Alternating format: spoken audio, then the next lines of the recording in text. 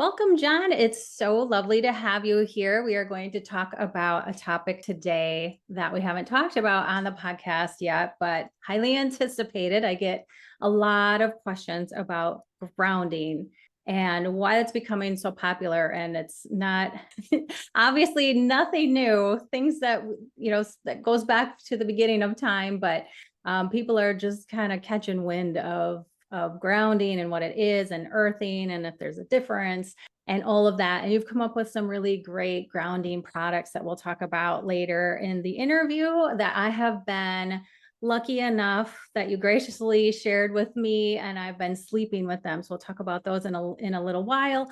But welcome. Please start with your background story and how you got so interested in grounding to begin with. Absolutely. And thank you so much for Shauna for having me on the podcast. I'm a huge fan of everything that you're doing, your story, your son's story, and it's truly incredible. I'm glad that you're sharing amazing information. Yeah, so my story, I'm one of four boys from Cape Cod, Massachusetts, and it's always a super intellectual, big researcher, very ambitious kid. I started my career actually in finance and investment banking and private equity, New York City, living a super fast lifestyle until 2020. So in 2020, my younger brother Christian, uh, who had been in remission for 5 years for his bone cancer, had a recurrence. And it's a type of bone cancer called osteosarcoma that when it comes back, basically out of options, they said that you can do more chemotherapy, more of the same drugs that he had already taken, but we don't expect them to work. And that was a moment where everything shifted upside down for me. I left my New York City finance job and just started researching natural and holistic ways of healing cancer. I knew I wanted to do something big with my life. I wasn't sure what it was going to be. And we just started, getting into it, researching all different types of things. The long story short, Christian today is 3 years in remission, that he was completely out of options. So, we learned a ton along the way. I've thought a lot about cancer. I know exactly what I would do if I was diagnosed with cancer.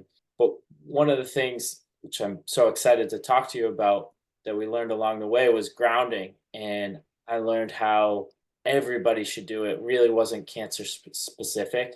And so that's what was the impetus behind North Star Grounding that I've started with my business partner and college roommate together. Wonderful. I'm so happy your brother Christian is in remission. And yes, chronic disease, chronic sickness is no fun at all. My mom died earlier this year of cancer. It was just a long, long history of metabolic health issues and put through the system of chemo and radiation and the only options that you're given in the conventional system.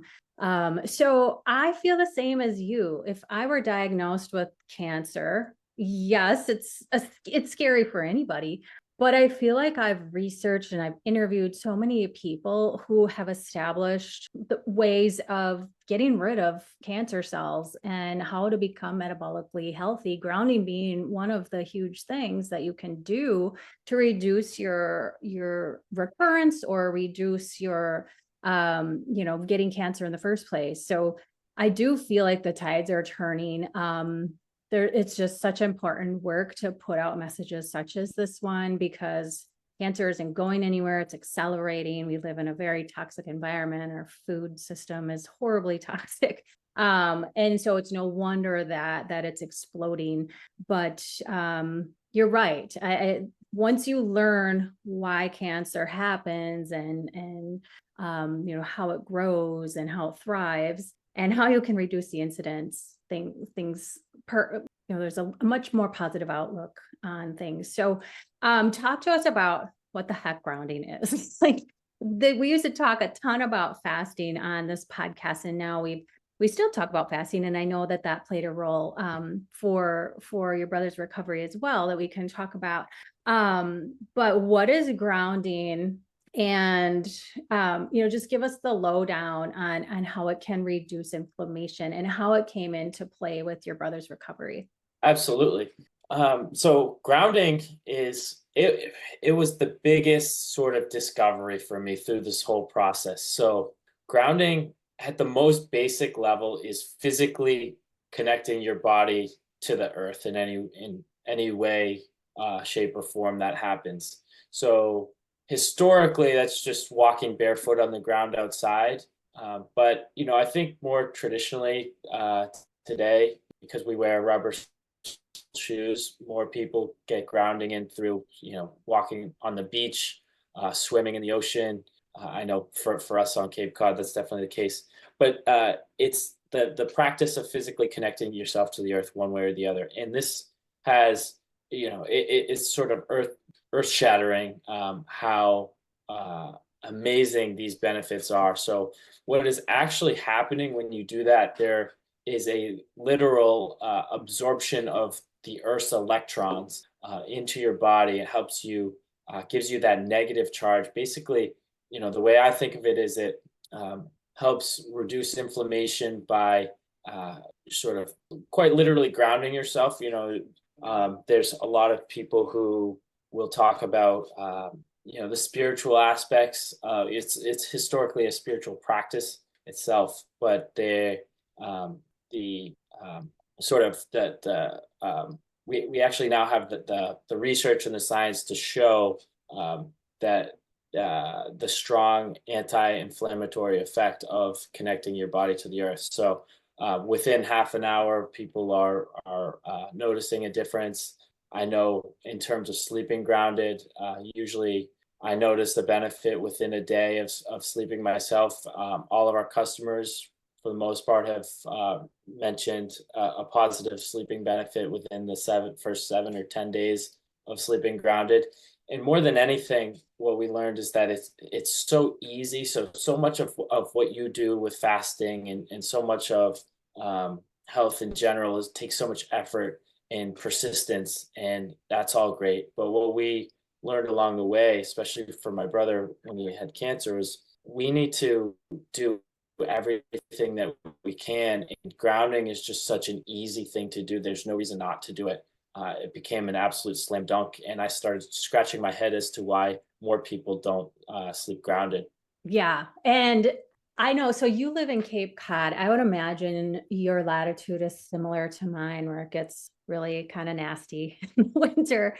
And right now, like, I go outside every chance I get, and I sit with my feet in the grass. Like, I have like a little workstation that I have like a portable little desk that I haul around my yard, and I sit in the sun and I put my feet on the earth.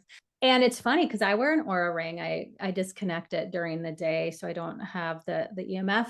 I don't have the Bluetooth on, but I keep track of when I'm outside, when I'm grounding, and without fail, like, I'll be in a stressed zone. And the time that I'm grounding, even if I'm working and, like, my brain is really kind of, going on all cylinders, it will pull me down into the restored zone without fail. Like, that pulls me into the restored zone, that and using like my red light every so often.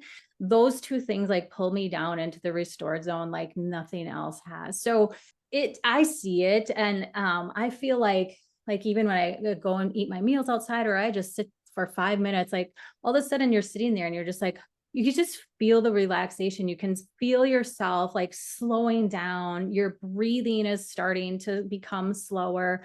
It is really as simple as it sounds. It really is just amazing, the benefits that you see, and it's free and it's what we're meant to do. But going back to the latitude, and probably you have some pretty harsh harsh weather.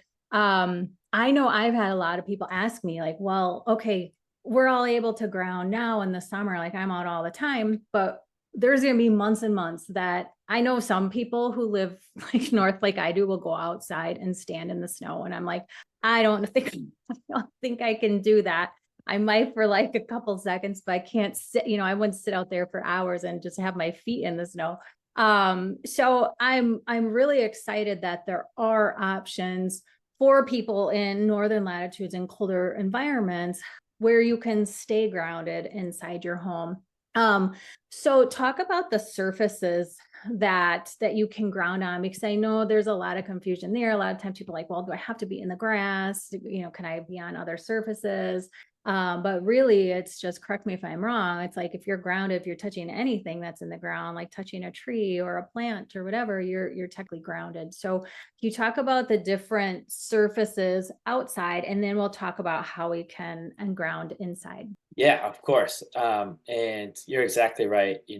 Just in this day and age, sometimes it's not practical to go outside all the time. And we're huge believers in sleeping grounded, specifically because those are the 6 to 9 hours that your body's sort of rejuvenating, and it's the longest period of the day that you're stationary. So that's where we really think the value is. But definitely going outside, you're grounded, I'd say, most of the time, as long as you're touching something that's connected to the earth. Usually, I've tested asphalt. That's the one that can kind of go either way. But for the most part, any type of grass, dirt, gravel, usually, swimming pools could go either way, as long as they're sort of the cement and the swimming pools may or may not connect you to the earth. And I've been able to test this. We've tested this with a digital multimeter showing, your body's body voltage, sort of what your sort of the electricity in your body, whether you're grounding or not. And you can see a drastic decline when you connect your body to the earth. And so, yeah, for I'd say vast majority of surfaces that you'd ask about, I'd say, yep, you're good. And but there are some nuances, but for the most part, you're as long as you're outside and somewhere near the ground, and touching the earth, gravel, sand, you're good. Yeah. And I had wondered about, like, I had heard concrete is good, but asphalt is not always. Artificial turf, obviously, that's going to disconnect you. But yeah, I was curious because we have an in-ground pool, but it's a liner, like it's dug into our hill in the backyard. So that I don't think that would work, a plastic liner. But if it's concrete, I would imagine it would. So yeah, I think we don't need to overcomplicate it. You just go outside.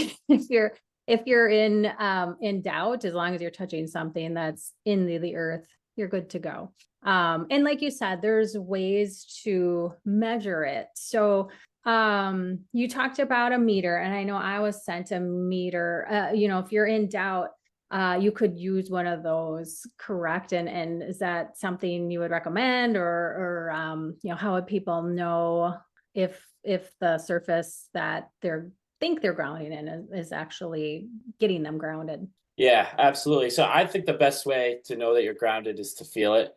You should feel it. If you sleep grounded, you should notice a difference. And sort of anything in life, right? Like, the research is all great, but until you experience the benefit experientially, then it's all kind of theoretical. But there are a couple ways to test it. We have a product tester which can test for nudity. So basically, it's a little green light, and if you are indeed grounded, or anything that you test is grounded, the light will light up, and that's sort of super easy to use. You can just plug it into the wall and be able to know that way.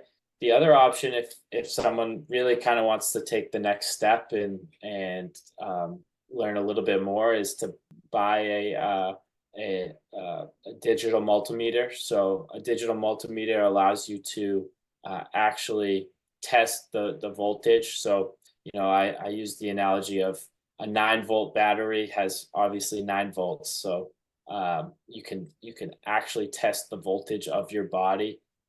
Usually when we're not grounded, you might be, I don't know, somewhere between half a volt and a volt and a half. And then when you connect yourself to the surface of the earth, whether you use that using grounding products or by walking outside, you'll see that voltage come all the way down close to zero. So from, call it 500 millivolts or 1,000 millivolts down to 10 millivolts. So 99% reduction in your body's voltage. That makes sense, because as you said, it's the negative charge of the earth that is giving you the negatively charged electrons that help with reducing inflammation. All right, well, let's talk about the sheets a little bit, the sheets and the pillowcases, because my brain doesn't really wrap itself around the whole outlet and like how I'm grounded by plugging something into part of the outlet. You'll have to go through that, because it's like, okay, I just plug it into, I don't know if you call it the female, plug the male part into the female part of the outlet, and all of a sudden you're grounded and you're inside and you're sleeping, which is really cool. So talk to us about how that actually even works, because I was like, I don't really understand how this is getting me grounded, but I'm sure you can explain that for us. Exactly. And, I remember when I first started grounding, it's like I'm plugging my sheets into the wall. It's just it takes such a mindset shift. It's pretty crazy, but it's so cool. So yeah, basically our sheets have silver fiber in them, which makes them conductive. And the silver fiber sheets are connected to a cable, which you plug into the third prong of a 3-prong outlet. So I know you know this, but that is actually the grounding system of your home. So it actually has nothing to do really with the electrical system. It's or electricity itself. It's really just the grounding system. So that connects to the ground outside. So from an electromagnetic perspective, that is when you plug the sheets into that third prong of a 3-prong outlet, it is as if you're walking barefoot outside. And yeah, it does take a little bit to wrap your head around. And I remember the first time thinking like, am I going to blow myself up right now? But it's actually completely safe. It's one of the safest things that you can do. There's it's once you kind of get comfortable with it, you understand what's going on, and it's Yes, I never knew this about the outlets. I think I got a grounding mat like last year, and I'm like, I don't get this at all, but I'm just going to do what the directions say. And my husband thinks I'm pretty loony already. And yeah, he saw the connector, the plugged into the outlet. He's like, what is this now? Am I going to get zapped while I'm sleeping? I'm like, no, just grounding sheets. That's all. You'll just sleep. You're all good. But what I love about the pillowcase is you can take it with you. Obviously, you're not gonna, haul your queen size sheets when you go and travel, but the pillowcase is something that you can just, pop in your travel bag, you take it anywhere. And as long as you have an outlet, you're all good to go. So I love both options. And I love that if you buy the sheets, your partner, whoever you're sleeping with, can be grounded as well, whether they know it or not. Yeah, it's an interesting dynamic. We've seen some couples, one person wants to get into grounding, the other person like doesn't understand it and says, keep that away from me. And so that the pillowcase is great in that scenario. And yeah, definitely great to travel with as well. So I know in our house, and I don't think that now that you've explained it, because it's actually plugged into the ground system of the house, but our outlets, like the top outlet, you have to have the light on for it to be on. You know what I mean? Like it's wired so that you have to flick the light. You have to put the light switch on Yeah. for So it to come on. Does that make a difference at all? no, it shouldn't. So it doesn't. So that third prong is sort of always connected to the ground outside. And that's sort of a safety feature of your home's electrical system. Almost like, think of the telephone poles. If one telephone pole goes down, the whole system doesn't blow up, and that's because each telephone pole is connected to the ground. So it's a safety feature that all homes have. Some older homes, it's worth double checking and testing to make sure the grounding system is in place. But most modern homes, vast majority of the people are perfectly safe to ground. You're good. Okay. And then I would imagine, since it's not really like using electricity, that you can leave it plugged in during the day. Like you don't need to worry about unplugging it when you're not using it, or during the day, or it's not going to like set a fire or anything like that. Yeah, exactly. It's fine to just leave it there. What we've heard and what's pretty interesting is sometimes pets will gravitate toward the grounding products.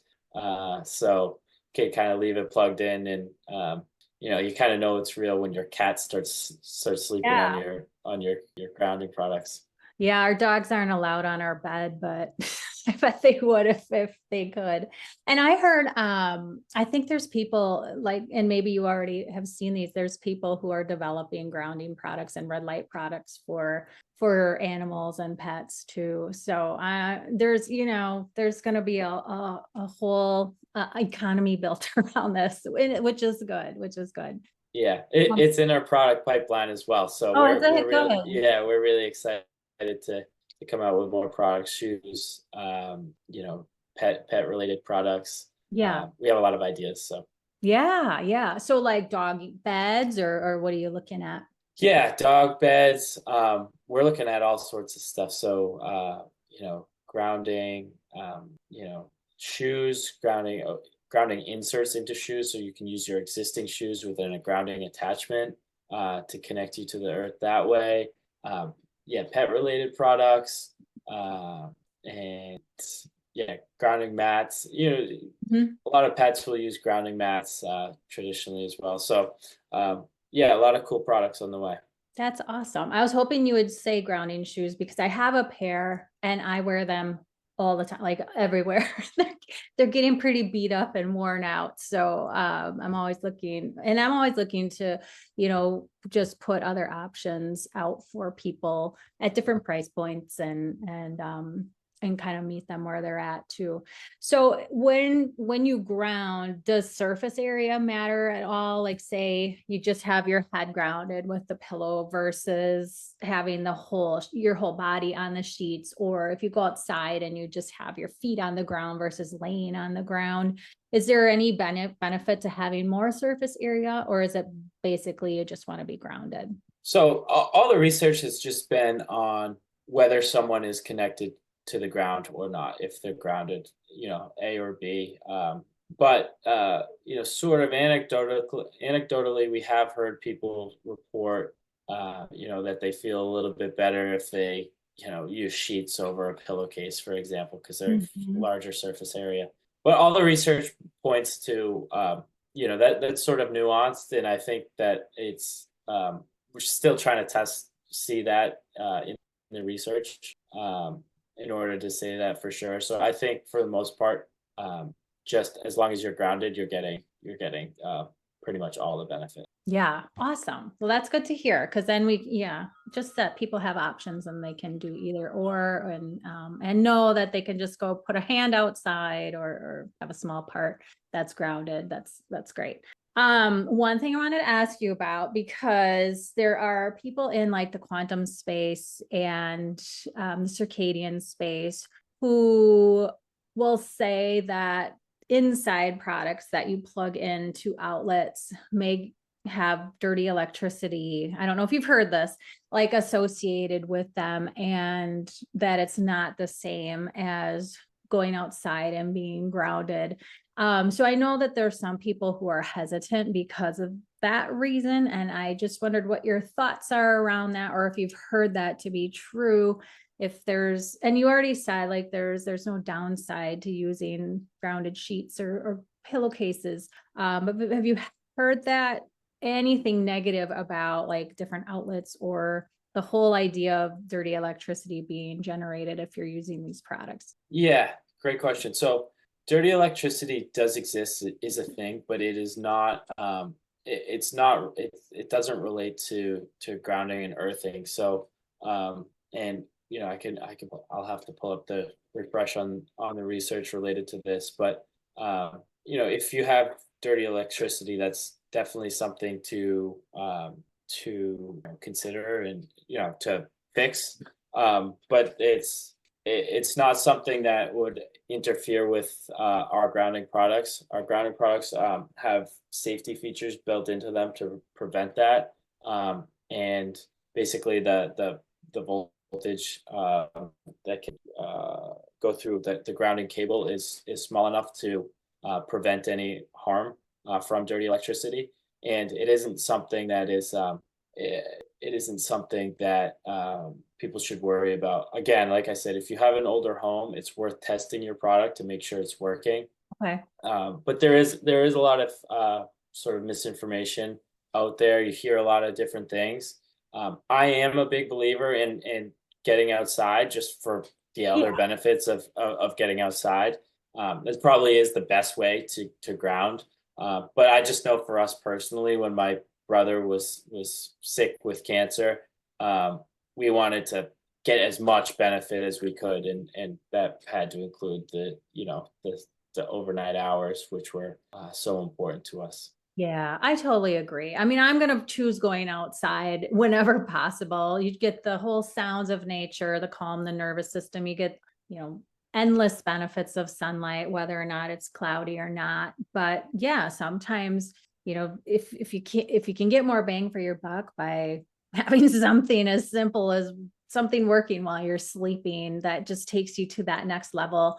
And I would imagine, I know, like, I've slept on the sheets and the pillowcase for about a week now, and I'm pretty healthy. So it's like, and I slept well. Like, I get gadgets up, people send me all kinds of stuff to test out.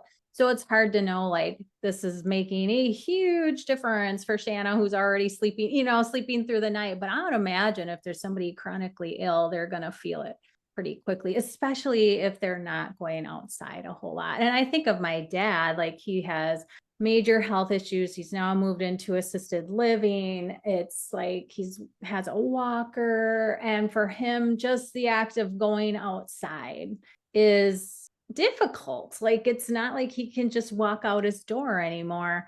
And, like, there's just like a free open space for anybody. It's not like there's no privacy anymore. So I think of people like him too, who can really benefit from products like this, where, even if he wants to go outside, put his feet on the earth, he probably thinks it's kind of crazy too. But these things can help, and they're not going to hinder. And they come in all. So I know the one I have is really pretty navy color. And the sheet is gray, but they're really nice neutral colors too, and they're comfortable. You said there's silver woven into them, so people might think, oh my gosh, how is that possible with a sheet? But you don't. I machine washed them. I hung them out. I dried mine outside just to make sure that nothing happened to the conductivity, but they're really simple to use. So Awesome. Yeah. Yeah, so many people, the best part of my job is hearing people's reviews. We just got one the other day where a guy said he was able to sleep through the night for the first time in 10 years. So it's just, that's kind of what keeps us going and keeps us so excited. I don't know if you've noticed anything specific or drastic. Like you said, I do agree with you that for someone who's relatively healthy and so health conscious, that the benefit might feel slighter than someone who's you've probably been grounding throughout your days anyway. But yeah, for people who really haven't or could really use it, they the benefit is that much greater. Yeah. And it's so much easier to go through your day and think health consciously and implement the health strategies that you want to when you've slept well. It's very difficult to do when you haven't slept well and you feel like junk.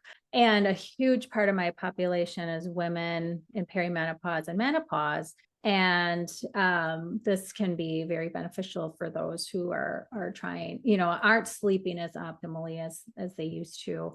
One thing I want to ask you, and then I'd love to go back to your brother's story if you wouldn't mind, but any idea how long, like, adults and kids are spending outside? Like, I've heard the average adult spends 7 minutes outside, and it's mainly like going to and from work, like getting out of your car, going into work, and then coming back.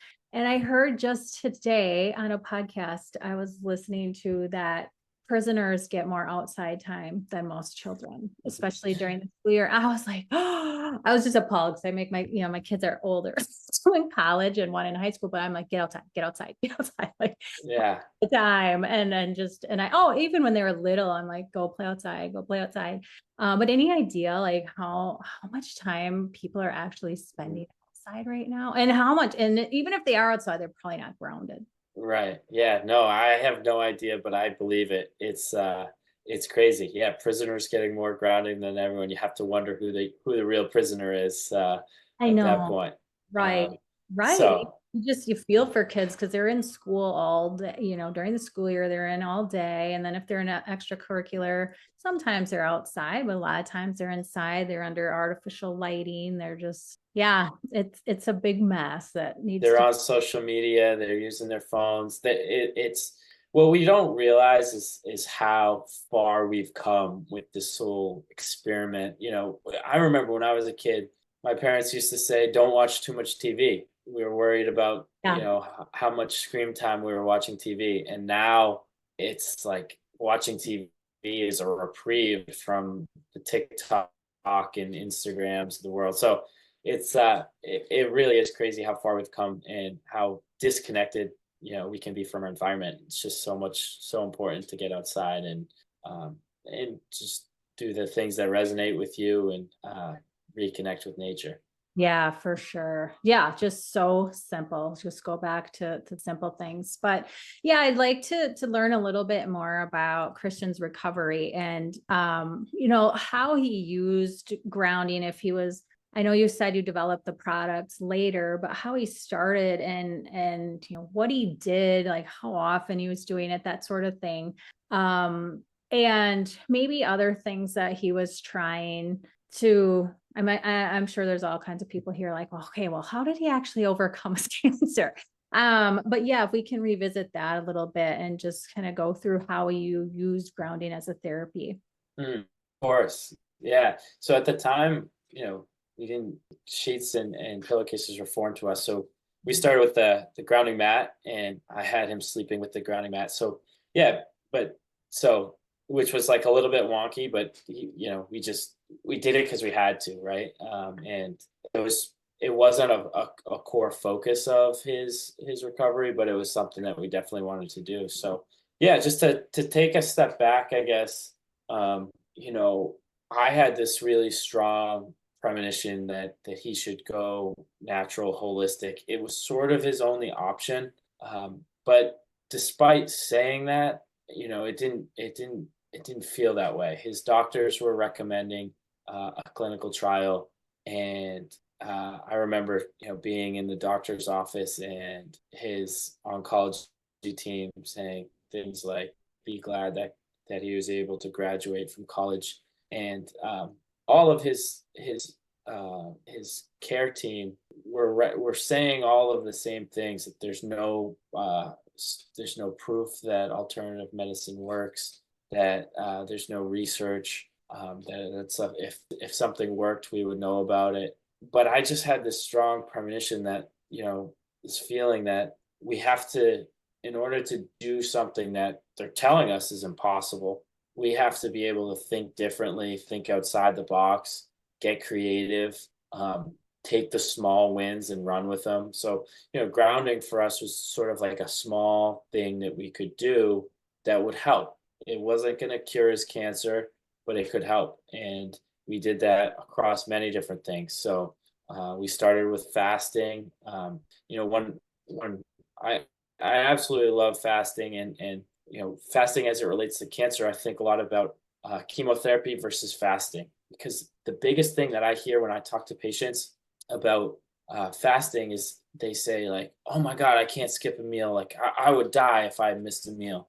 And um, I understand that initial resistance to want to do something that might be uncomfortable, but at the end of the day, in my brother's position, it's like you're going to do some of the most powerful, most toxic drugs. You're going to be so sick that you wish you're going to be so depressed. And this is sort of what they don't tell you going through the process, is like, this is going to be really, really the most trying time of your entire life. And to say that something like skipping a meal is, you don't want to do that because it's a little uncomfortable. Like, I think we have to really right size our, sort of the way I say it is, if we adjust for dose, meaning if we were to fast to the same difficulty as chemotherapy is difficult, and side effects and all of that, A, we'd be doing a ton of fasting, and B, I think that the anti-cancer benefit would be as strong, like way, way, way bigger. So anyway, I'm going on a little bit of a tangent, but you can tell I've thought a lot about fasting, chemo, and a lot of these different topics. But so fasting was a big piece. We were doing 3-day water fasts as a family every other week for 6 months. Wow. Yeah, so quite a bit. This is sort of like when we were in the crux of it in 2020. High dose vitamin C infusions. I'm not sure if you're familiar. It's more of a cancer related therapy, but vitamin C at really high doses was, it's been dubbed nature's chemotherapy. So absolutely wanted some of that. Mistletoe therapy was big for my younger brother. It's an extract of a mistletoe plant, which he's able to inject subcutaneously right into his fat, which causes an immune reaction that has a positive anti-cancer effect. So, basically it was me doing all this research and getting really excited about what we should do next, running into the other room and saying, here's what we got to do here. And he, to Christian's credit, as much as the situation was difficult, as much as it really was hard, he just he was along for the ride, and we did what we needed to do. And looking back now, he's so glad that we made the decisions we did.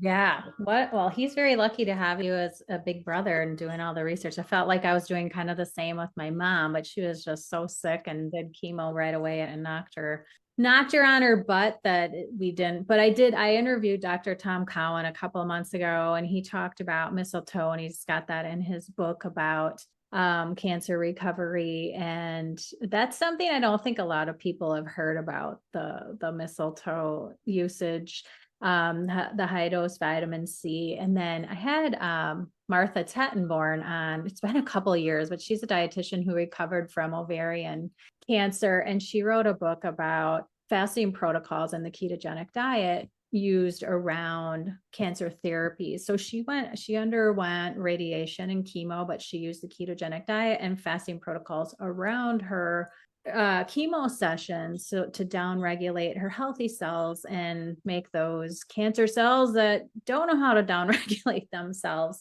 a lot more susceptible to the chemo, so that they could be basically annihilated. So yeah, fasting around cancer treatments it's crazy how it's so downplayed here in the United States. And I know when I went with my mom to her appointments too, they basically gave her a big bag of Ensure. And same thing, like, make sure you're eating every meal. And I would not, because I'd say, oh, we're going to try some fasting protocols around her treatments. Big mistake. I should never have mentioned that in the conventional space. Oh, you can't fast, and oh, you got to keep you gotta eat as much as you can whenever you can. And yeah, here's a bag of Ensure and a whole bunch of coupons to put toxic chemicals into your body when you have cancer. It's just crazy. But I know in some European countries, you have to be in a ketogenic state in order to receive, either by fasting or following a very low carb diet and being ketogenic, before you can even get the treatment. So we're just so far behind and so indoctrinated with only a couple therapies.